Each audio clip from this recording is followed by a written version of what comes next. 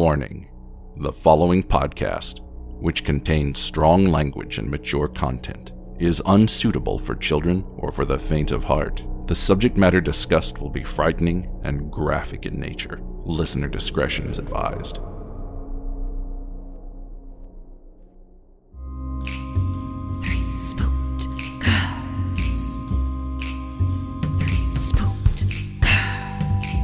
When you want to hear about the paranormal, you get the Spooked Girls. True crime that makes you hypothermal. With the three Spooked Girls. Stabby snippets will give you dreams. Tara and Jessica will make you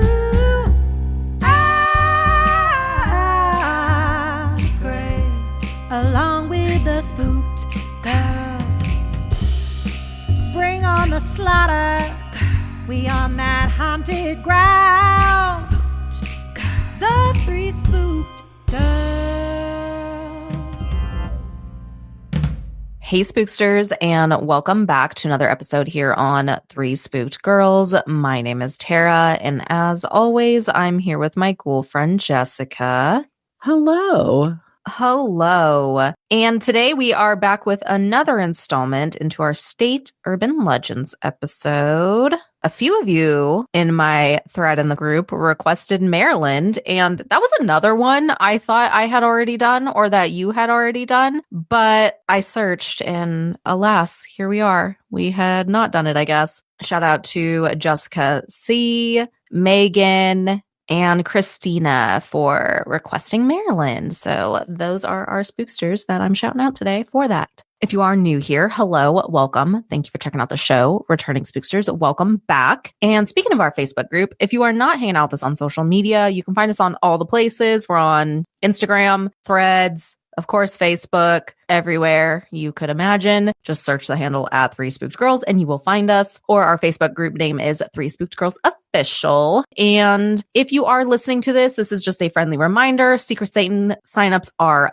done. And by the time you guys hear this, it'll be just a few more days till you get your emails with your pairings. Those go out around the 13th or so. Make sure you have your notifications on for the group and that if you get a tag with an @everyone thing, double check because those are our announcements, especially during this time of year. So keep an eye on that if you have questions. And if you have additional questions, please make sure you just email us directly. Everything is in the show notes for you, so definitely check it out. And if you are a reader, you can join us in our book club. We are Spookster Literary Society in the Bookclubs app. We meet virtually every month. And this month, we are reading a Golden Girls cozy mystery book.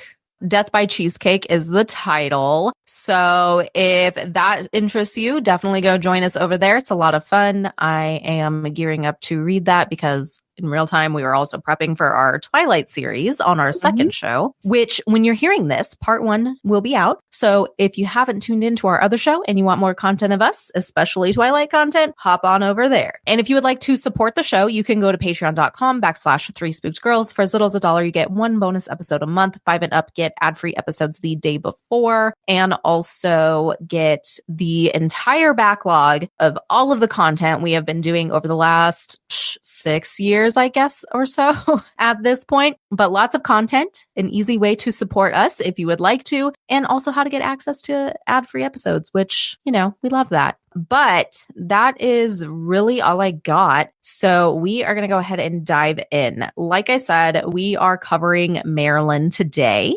And the first one on my list is the ghostly presence of the infamous Edgar Allan Poe. I'm excited. So, yes, he is their most famous resident in this ghostly land we are in today. In case you didn't know, Poe lived and died in Baltimore. And on October 3rd, 1849, he was found delirious on the street, wearing clothes that weren't his own. And 4 days later, he died, with his final word being Reynolds. The cause of his death has never been conclusively determined, with theories ranging from alcohol poisoning to rabies to political kidnapping. There's been plenty of places where people have said that they have encountered Mr. Poe's spirit. So at the Westminster Hall and Burying Ground, This is where Poe is buried. Visitors have reported flickering lights, disembodied whispers, and even a tall, shadowy man pacing near the graves. Some believe that he himself lingers there, unwilling, or maybe even unable,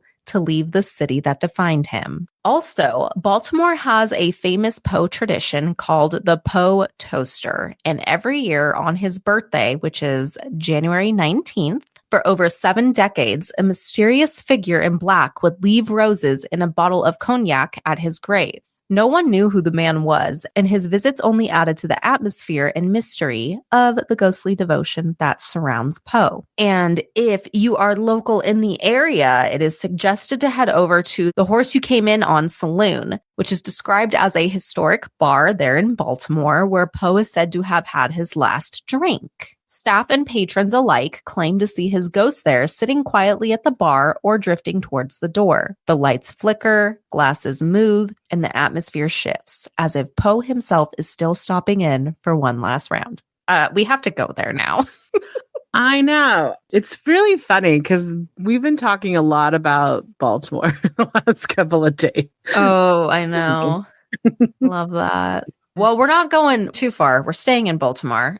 We are headed to the Antietam battlefield. For those unfamiliar, on September 17th, which, oh my God, that's the podcast anniversary, so I thought that was funny. Ooh. But way back before we existed. We're going back to 1862. Y'all might be familiar with the Civil War. It was said that this day was the bloodiest single day of the entire war and in American history because by nightfall, more than 23,000 men were killed, wounded, or missing. One of the most infamous locations is Sunken Road, and this is described as a dirt lane between 2 farms that became a defensive position for the Confederate soldiers. For hours, they held the line until the Union forces broke through. The lane was filled with bodies piled upon each other until the earth itself seemed to bleed. Today, it is known as Bloody Lane. It's described that if you were to walk it today, the silence is heavy, church-like. Visitors have reported phantom gunfire, the stench of gunpowder, and soldiers appearing only to vanish 2 seconds later. The most infamous account comes from a group of Baltimore schoolboys who swore they heard singing. They said it sounded like Deck the Halls, super faint, and was just really creepy. But historians believe that this may have been the echoes of the Irish Brigade's Gaelic battle cry, haunting voices carried across time. Ooh. I know. Because if the cadence was similar, then yeah, that would make sense. Other hotbeds of activity include Burnside's Bridge, where glowing blue orbs drift across the night sky and phantom drum beats echo in the darkness. Investigators have visited this area, of course, and have captured strange photographs of misty figures lingering near the water. And over at the Dunker Church, this was a scene of heavy fighting, and the atmosphere is described as so thick that people often feel faint or overcome with grief. Rangers in the area say people walk in smiling and leave pale, shaken, and silent. And then there are homes in this area, of course, one being the Pry House, which was used as Union headquarters, and the Piper House, which saw both strategy and suffering, according to its description.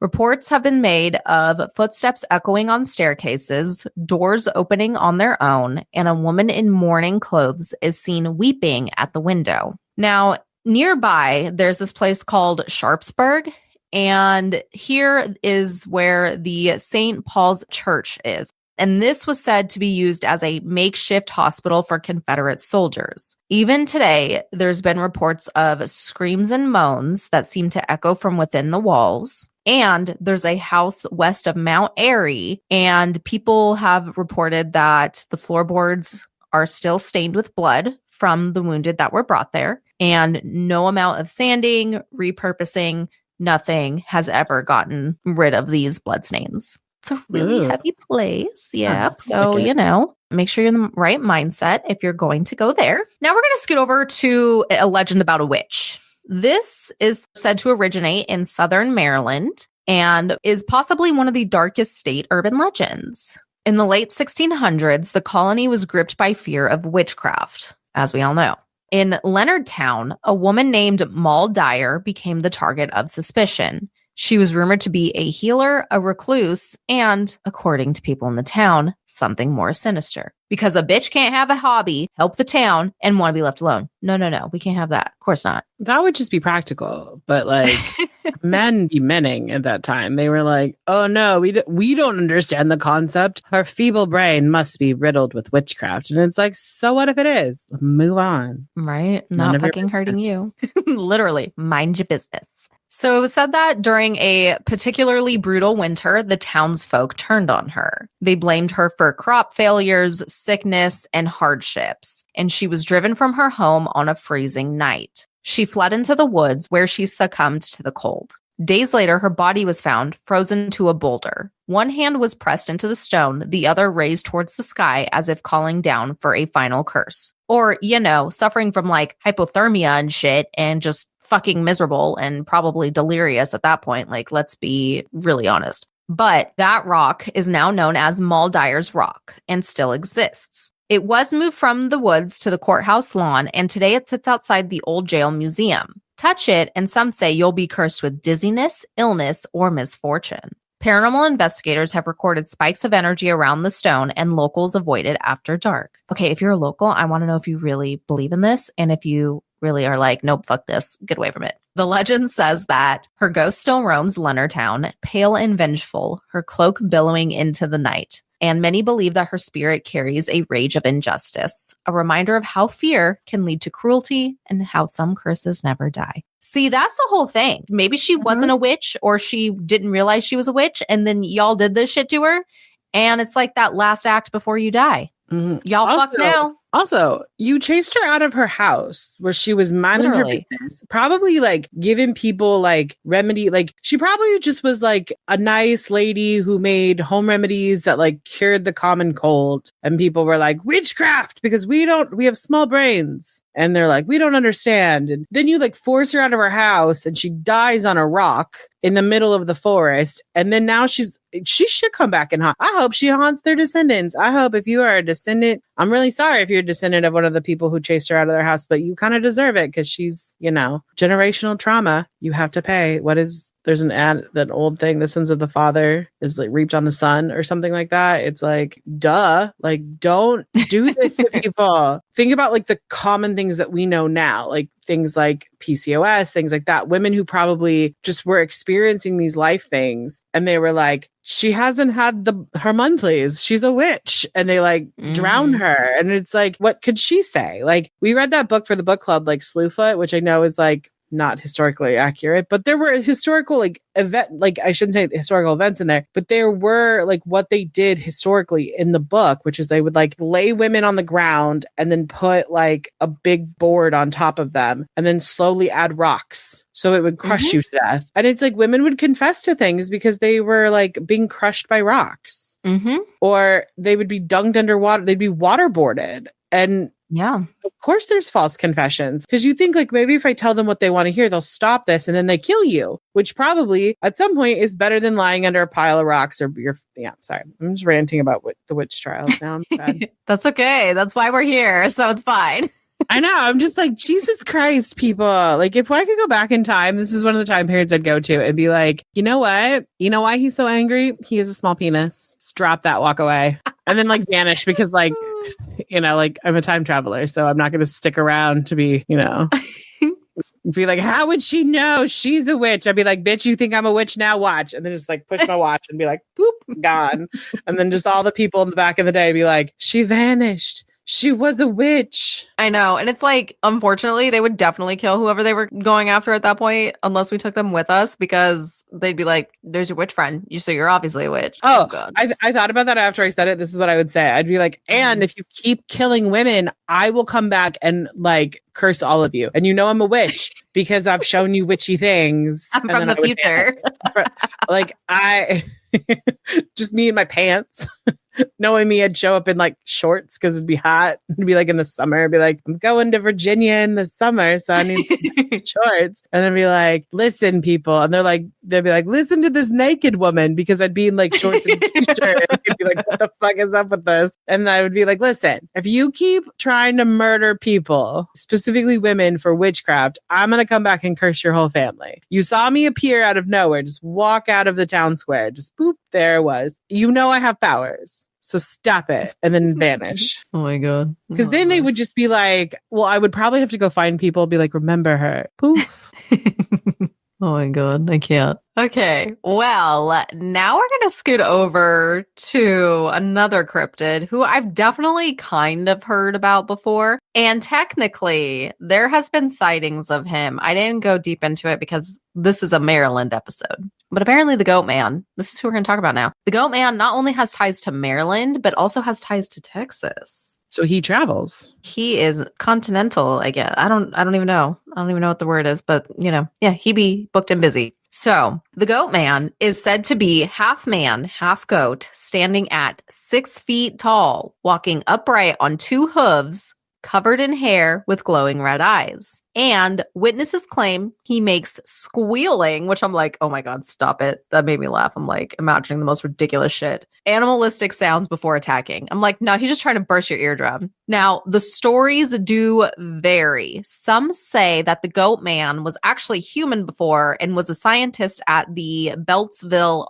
Ag Research Center, or agricultural, for those that don't know shorthand for that. We're from redneck land, so of course me and Jess do. And turned into a monster, like kind of Spider-Man style, I guess, after the experiment went horribly wrong. Others say he's simply more a like the Hulk. Ooh, or like the Hulk, yes. I don't know my superheroes. Was the scientist who... So this is like the Hulk. Yeah, kind of. Except for he's a goat man. Yeah, I was going to say maybe the creator, whoever created, what was it, Stan Lee? Did he create the Hulk or did somebody else? Whoever did. Mm-hmm. Maybe they ran into the Goat Man and was like, inspiration.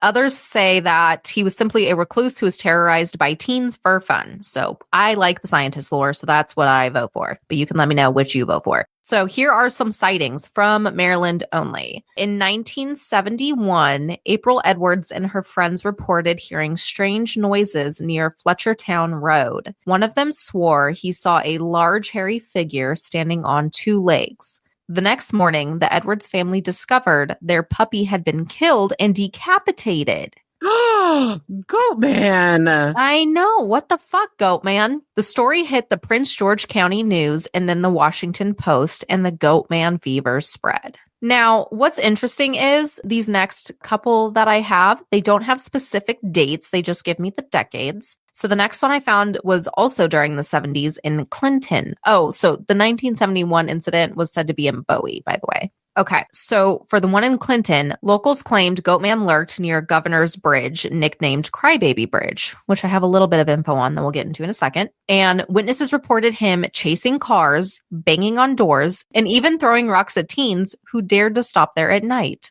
I mean, that would go with if teens were bothering him and harassing him, he'd be like, fuck all of you teens. This little group ruined it. Fuck all of you. Here's your rocks. Kind of sounds like an old man who's really tired of teenagers in his neighborhood and is like, I'm going to dress up like a goat and throw shit. Because the 6 foot height thing is what got me going, this is just a person dressed up like a goat. Because there's no fucking way. There's no way. Anything is possible. He's the only experiment went wrong. Only 6 feet tall. He'd have to be much taller. I mean, just because he turned into a mutant doesn't mean the mutant powers gave him any more height. If we're playing Hulk theory, then yes, it does. No, but that's fiction. Stan Lee can change it to however if someone else wrote this and it wasn't Stan Lee, please stop yelling at me because I know somebody probably is. Anyway, I know nothing about that. But anyway, I mean, come on. Fiction, you have to change details. Let's just be honest. Okay, don't be a naysayer for Mr. Goatman. I just want him to be taller.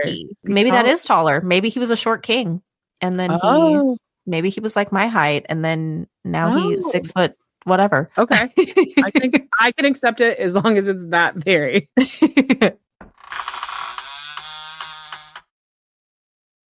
A sleep clinic, a group of exhausted narrators and dreams that don't stay in the dark. Every night in October, nightmares become reality. Listen to this epic 31-part saga where the only thing scarier than the dreams is the therapy. Creepy presents The 31 Days of Horror. The nightmare begins October 1st. Listen to the whole series on the Creepy feed wherever you listen to podcasts. Wake up to the nightmare.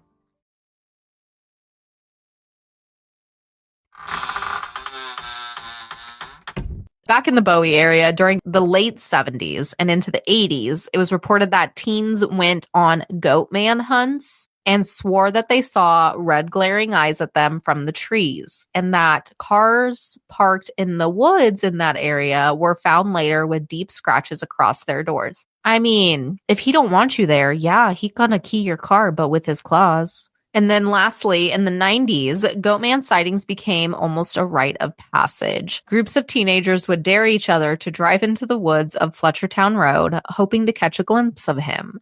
Some came back with photos of strange shadows, while others swore that they heard weird squeals in the dark. So he's doing his little screeching shit again. He's like, fuck you guys, leave me alone. I could just see Goatman just wanting to sit on his porch, maybe crochet, and just kind of enjoy his life, and y'all are fucking ruining it.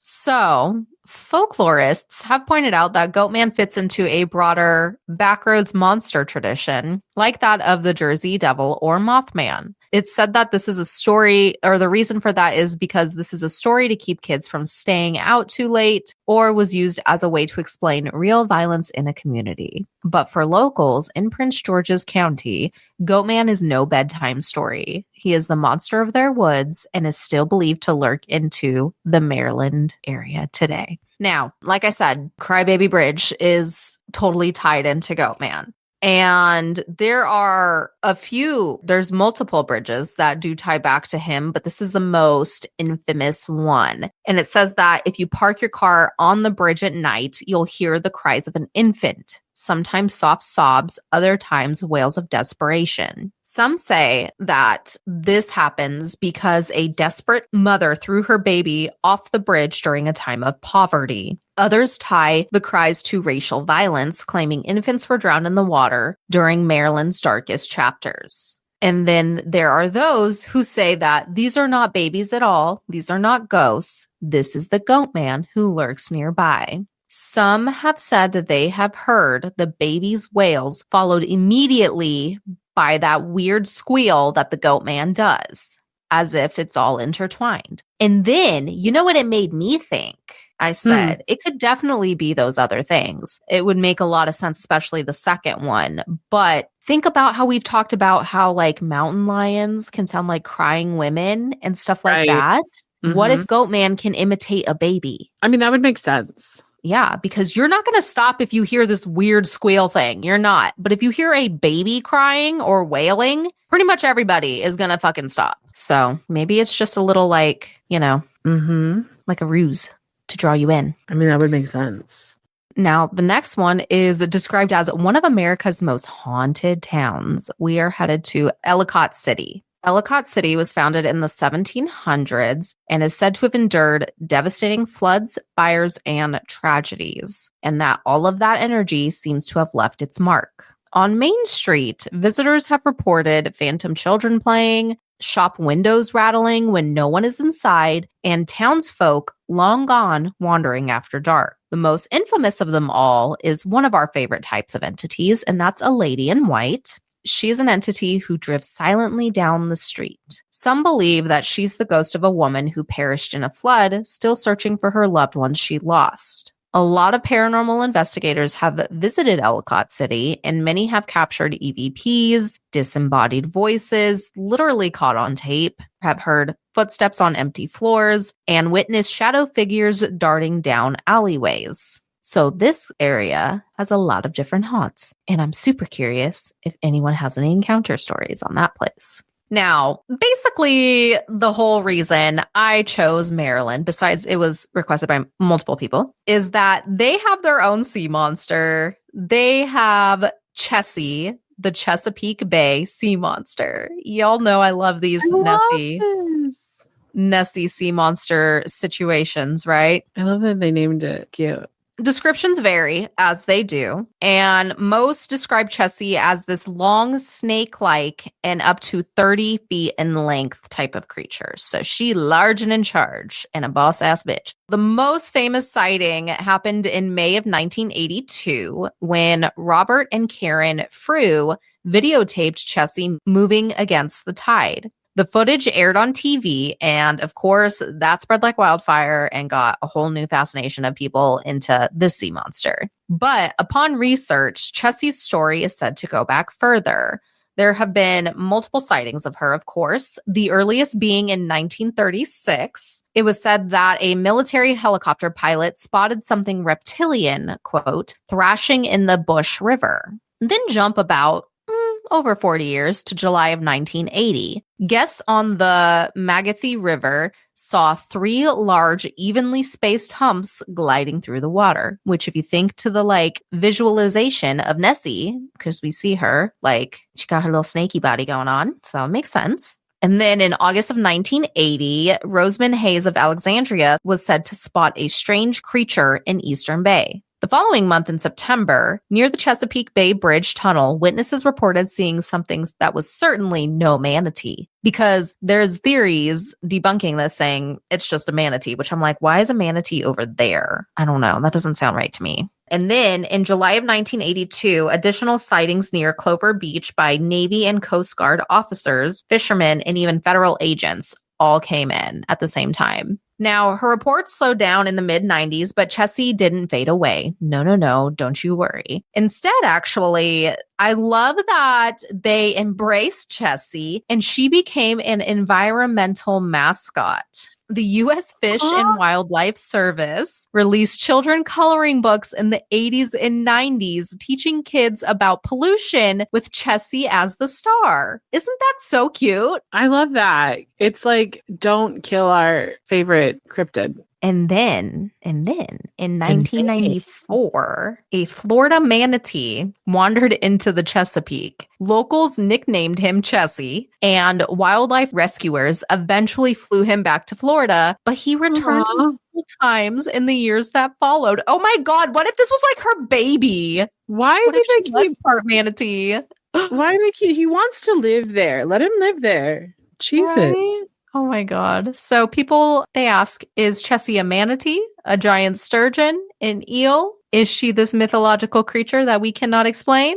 She's definitely all up in their lore and history, and I love it. And I love that literally Fish and Wildlife, they embraced her completely and used her for marketing and stuff, because I think that's genius. Oh, it's so smart. It's so smart. It's like regional cultural thing that everyone's really happy with. So why not just make it a way to teach kids how to not pollute the oceans? Our next one, you're going to love. It's another cryptid. You're going to love this name. Are you ready? I am. It is called the Snallygaster. Oh, so weird. I don't know. I like it, but I don't. Okay. So this cryptid from Maryland is described as part bird, part reptile that has a metallic beak lined with sharp teeth, razor talons, and sometimes even a single glaring eye in the middle of its forehead. Wow, I just couldn't decide what to be. It is said that the legend traces back to German immigrants in the 1700s who brought tales of a dragon-like monster over. But then, I loved one of the things, it was like, but then things got wild in 1909. And I was like, oh, tell me what got wild in 1909? Specifically in 1909. 200 years later. Okay, I see you people. So apparently, newspapers across the country printed story after story of Snallygaster sightings in Frederick County. Farmers reported a winged beast swooping down to snatch livestock. A man claimed it screeched so loud it rattled his barn. Others said that it drained animals of blood. Which, I mean, if it's part dragon, this kind of makes sense, and this checks out in my brain. And then guess what? A president gets involved. What? Panic about these sightings spread so far that President Theodore Roosevelt was rumored to consider canceling a hunting trip to personally track the beast. The Smithsonian Institution supposedly investigated these reports. This is very Teddy coded. Like, it's Oh. Makes so much sense when you hear this is very early 1900s as well. Yeah, no, but it's like Teddy Roosevelt was like, I've never met a hunting trip I wouldn't take. But he's like, maybe this one though. I don't know. We'll see. So it's eventually, probably though, some like White House advisor was like, you cannot go hunt a cryptid. This is too much liability. You will not get reelected. Don't do it. Or they didn't want him to die if they were scared. They could have believed it. Who knows? Like they're probably also like self-preservation, my guy. That man was a slightly indestructible. I mean, he got shot while giving a speech and then finished his speech. So, I know. Yeah. He'd be the best one, I guess. So eventually it was revealed to be largely a hoax fueled by sensational journalism, but not before the Snallygaster cemented itself in local lore. Even after the newspaper frenzy, sightings continued. Screeches in the woods, massive shadows crossing the moon, livestock slaughtered in ways that defied explanation. The list goes on and on. Snallygaster's like, hoes, you can think I'm fake, but guess what? I'm really here. So today it is said that the Snallygaster has become something of a cultural mascot in Frederick. There's even I hate being gluten-free. Damn it. There's even a beer festival named after it. Oh, that's fun. That's cool. Yeah. But it's still up for debate if the Snallygaster is real or if this was just some kind of nightmare in the clouds. Who knows? But I love it. And I'm like, I am obsessed. We literally need to be in a place where we could just like over one summer go to all these places that fully embrace their cryptids. Mm-hmm.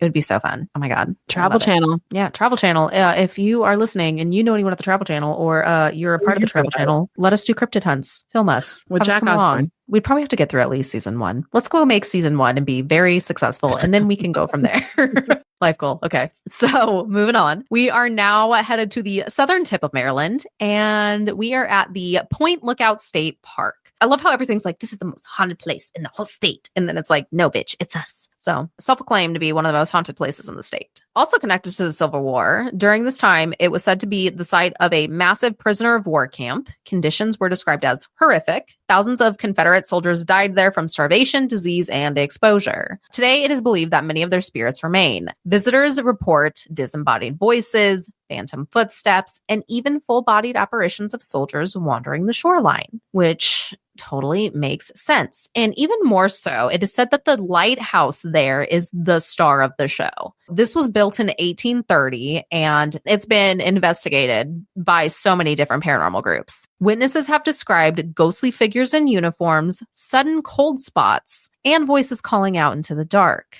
EVPs recorded during there include chilling cries for help and orders barked by unseen commanders. This area is, like I said, often called the most haunted place in Maryland, a place where the weight of the history presses down on anyone who dares to walk its grounds. Having been to Gettysburg, I totally get the vibe. And yeah, I would totally go to this place. I think it'd be really interesting for sure.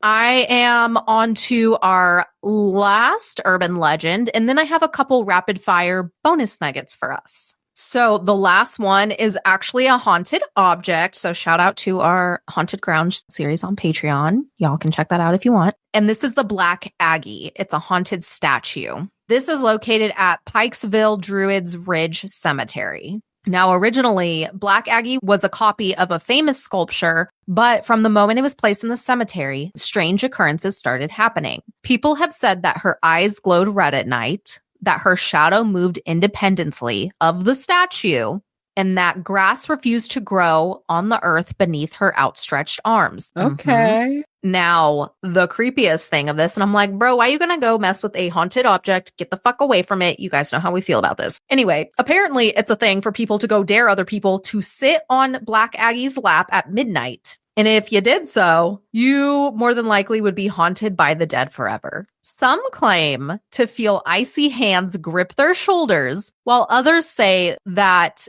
the cemetery's spirits gathered at her feet when the sun went down. So you're not even risking just being haunted by her. You're risking being haunted possibly by the whole cemetery. What is wrong with you? But so many late night gatherings and trespassing incidents occurred that the statue was eventually removed and placed in a museum. The legend outlived the stone. To this day, Black Abbey is remembered as one of Maryland's most creepiest icons, a reminder that even a statue can stir fear when enough people believe in its power. Well, duh, we knew that. Hopefully people can't touch it in said museum. Now, okay, I said I have 3 quick ones for us real quick before we end this episode today. Our honorable mentions are Glendale Hospital. This is located in Prince George's County. It's described as an abandoned TB asylum and children's hospital. People have reported shadowy figures, screams echoing through the halls, and wheelchairs that move on their own. We know haunted hospitals, stay away from. We've done a slew of them. It's never good news for you. It's always scary shit.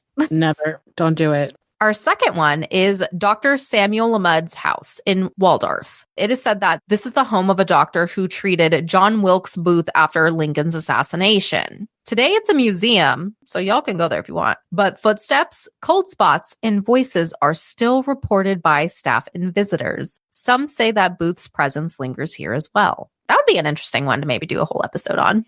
And then lastly, we're going to end with another bridge. So there is also Jericho's Covered Bridge near Kingsville. This is another crybaby bridge type of lore. And the legend says that if you stop on the bridge at night, you'll hear ghostly children crying. Others have reported shadow figures, strange mists, and an overwhelming sense of dread. Moral of this episode is Maryland is haunted as fuck and possibly filled with cryptids, because there's also reports when I was looking up cryptids and stuff, there was reports of like Wendigo sightings and like other weird little creature sightings and things like that. So, you know, I mean, given the location, it makes sense. We know that this area where all of these colonial historical settlements were, there's lots of history and there's lots of attachments there. But Maryland, for a small state, y'all are jam-packed with the cryptids and the ghosts. So I was impressed. I love it. I mean, it's very tiny. Lots of very haunted stuff. I like it. Right? I love that they have so many cryptids that are fun. Like, they're not just like creepy cryptids. I know, right? I love it so much. I'm like, wow, the people of Maryland really like vibe with the spooky. Right? So if you're from Maryland or the area and you have a specific cryptid or ghost story that wasn't mentioned in this episode that you love, please share it with us on socials. We love it. Come to the Facebook group where we get all kinds of fun stuff. And usually where I'm like last minute, hey, y'all pick my next state for me. So if you want to participate in that, join the Facebook group. But with that, we're going to go ahead and wrap things up. And we will see you back here on Sunday night for another Sunday Scaries. Bye, guys. Toodles.